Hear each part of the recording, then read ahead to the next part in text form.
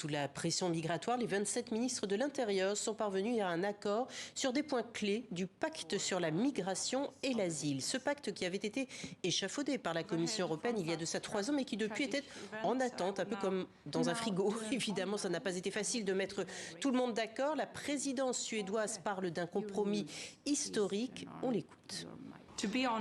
Pour être honnête, je ne pensais vraiment pas que je serais assise ici à dire cela, mais nous y sommes. Et je suis extrêmement heureuse et également très fière d'annoncer que les ministres ont adopté des approches générales sur le règlement de la gestion de l'asile et des migrations.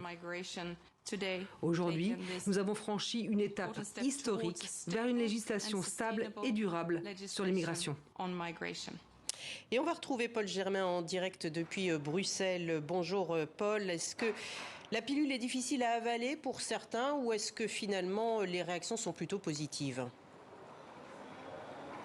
Eh bien, Isabelle, certains diront que c'est un bon compromis parce que finalement, personne n'est vraiment content. Les 27 sont donc tombés d'accord sur 2 volets clés du pacte migratoire. Le premier volet, c'est plus de fermeté aux frontières extérieures de l'Union européenne. Les demandeurs d'asile vont devoir passer un examen accéléré qui permettra surtout de renvoyer plus rapidement les migrants qui ne répondent pas aux bons critères.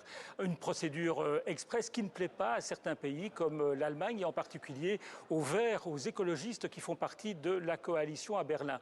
L'autre volet, c'est la solidarité, mais une solidarité à la carte. Chaque pays devra accueillir un certain nombre de migrants, mais un pays pourra aussi refuser de le faire et dans ce cas-là, il devra simplement payer une cotisation de 20 000 € par migrant qu'il refuse d'accueillir. On pensait que ce compromis allait satisfaire la Pologne et la Hongrie, mais c'est raté. Viktor Orban a déjà déclaré que cet accord était inacceptable. Alors il faut dire que cet accord doit aussi passer le cap du Parlement européen qui doit le valider. Le Parlement européen est très attaché au principe de répartition obligatoire des migrants. Bref, cet accord ne risque pas de passer comme une lettre à la poste.